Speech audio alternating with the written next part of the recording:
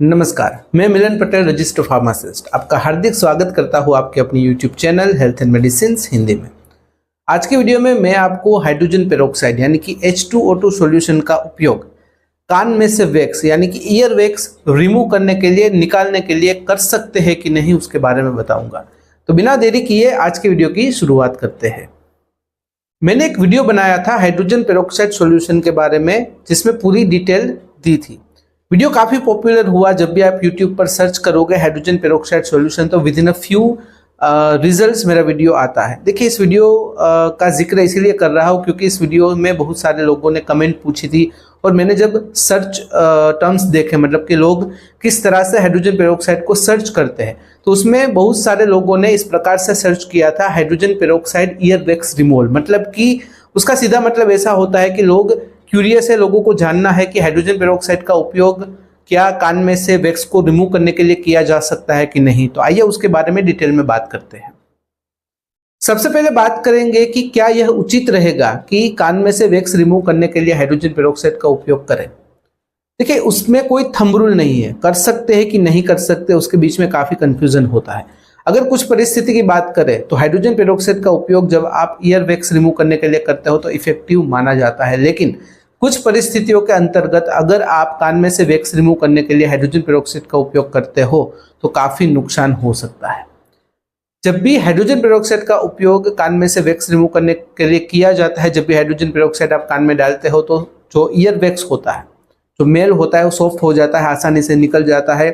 Hydrogen peroxide भी आपको आसानी से मिल जाता है, नजदीकी किसी भी मेडिकल स्टोर पर उपलब्ध होता है। घर पर आप आसानी से यह सब कुछ कर सकते हो। कॉस्ट इफेक्टिव भी होता है, सस्ता भी होता है, लेकिन बिना प्रोफेशनल एडवाइस, डॉक्टर की सलाह, हेल्थ एक्सपर्ट की सलाह, कभी भी घर पर हाइड्रोजन पेरोक्साइड के उपयोग से कान में से वैक्स रिमूव नहीं करना चाहिए। जब भी आप सोशल मीडिया में देखोगे तो हजारों ऐसे वीडियोस आपको मिल जाएंगे जहां लोग व्यूज पाने के लिए इस प्रकार के एक्सपेरिमेंट करते हैं कि कान में हाइड्रोजन पेरोक्साइड डाल दिया और आपको बता दिया कि देखिए मेरे कान में पहले कितना मेल था और अब सब कुछ रिमूव हो गया। आप ये नहीं जानते कि जो लोग इस प्रकार के एक्सपेरिमेंट करते हैं, इस प्रकार के वीडियोस बनाते हैं, क्या वो प्रोफेशनल है, डॉक्टर है, हेल्थ केयर एक्सपर्ट है। वीडियो एडिटेड है कि नहीं यह भी आपको नहीं पता है। जो वैक्स रिमूव होता है वो उनका खुद का है कि नहीं वो भी नहीं पता है। इसलिए आपको गुमराह होने की जरूरत नहीं है। अगर आप मेरी एडवाइस माने तो बिना प्रोफेशनल एडवाइस, बिना डॉक्टर की सलाह, बिना हेल्थ केयर एक्सपर्ट की सलाह कभी भी इस प्रकार के एक्सपेरिमेंट कान जैसे नाजुक अंग जो बहुत ही ज़्यादा इंपॉर्टेंट है, ऐसा नहीं करना चाहिए। इसलिए मेरा वोट ये है कि बिना प्रोफेशनल एडवाइस कभी भी कान में से वैक्स रिमूव करने के लिए घर पर हाइड्रोजन पेरोक्साइड का उपयोग नहीं करना चाहिए।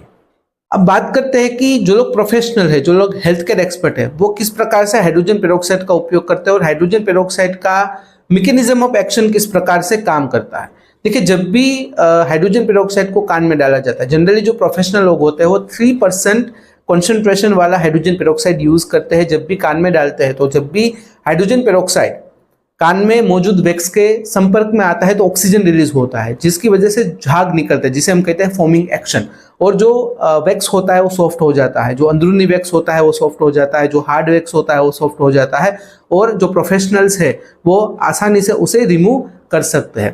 देखिए, जब भी प्रोफेशनल सुपरविजन में या प्रोफेशनल हेल्प से आप कान में से वैक्स रिमूव करने के लिए हाइड्रोजन पेरोक्साइड का उपयोग करते हो तो काफ़ी इफेक्टिव होता है। लेकिन जब घर पर इस प्रकार से करते हो तो इनकम्प्लीट रिमूवल ऑफ वैक्स यानी कि वैक्स पूरी तरह से रिमूव नहीं होता है और कुछ केसेस में वैक्स अंदर तक भी चला जाता है। तो इस बात का भी आपको ध्यान रखना है।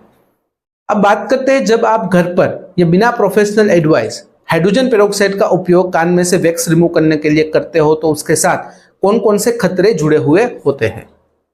नंबर 1 है ईयर इरिटेशन। देखिए, जब भी आप हाइड्रोजन पेरोक्साइड का उपयोग लंबे समय के लिए करते हो, बार बार करते हो यानी कि फ्रीक्वेंट यूज करते हो, तो ऐसे में जो आपकी ईयर कैनाल है वो सूखी हो जाती है, ड्राई हो जाती है, जिसकी वजह से कान में इरिटेशन होता है और आगे चलकर यह इरिटेशन काफी अनकंफर्टेबल हो जाता है।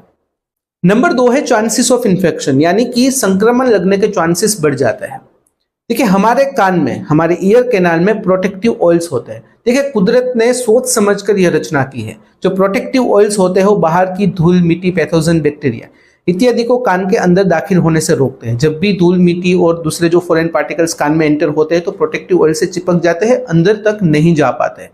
ऐसे में जब आप बार बार हाइड्रोजन पेरोक्साइड का उपयोग वैक्स रिमूव करने के लिए करते हो, आप लंबे समय के लिए हाइड्रोजन पेरोक्साइड का उपयोग करते हो, तो जो प्रोटेक्टिव ऑयल है वो कम हो जाता है, जिसकी वजह से बाहर की धूल, मिट्टी और कचरा, पैथोजेंस, जो बैक्टीरिया है वो आसानी से आपके कान के अंदर घुस जाते हैं, जिसकी वजह से इन्फेक्शन यानी कि संक्रमण होने के चांसेस रहते हैं। और यह संक्रमण रिकरिंग हो जाता है, मतलब कि आपको एक बार संक्रमण हुआ, इन्फेक्शन हुआ, आपने दवाई ली, आपने ड्रॉप्स डाले, आपने कोई ओरल मेडिसिन ली, ठीक हो गया, थोड़े दिन के बाद वापस से इन्फेक्शन होता है, कान में दर्द, कान में से डिस्चार्ज होता है, बास आती है, सूजन आ जाती है, इस प्रकार की प्रॉब्लम सामने आती है। तो बिना सोचे समझे जब भी आप हाइड्रोजन पेरोक्साइड का उपयोग करते हो कान में से वैक्स रिमूव करने के लिए, तो इन्फेक्शन यानी कि संक्रमण होने के चांसेस भी काफी बढ़ जाते हैं।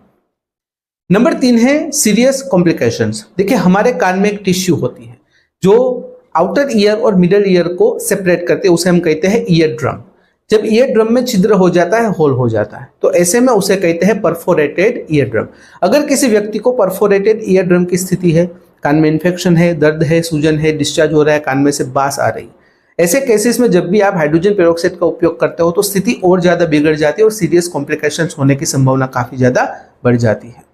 नंबर 4 है डिजीनेस यानी कि चक्कर जैसा आना। देखिए, जब भी आप वैक्स रिमूव करने के लिए कान में हाइड्रोजन पेरोक्साइड डालते हो तो ऑक्सीजन रिलीज होता है, फॉर्मिंग रिएक्शन होता है और झाग निकल आता है, जिसकी वजह से कान के अंदरूनी भाग पर प्रेशर क्रिएट होता है।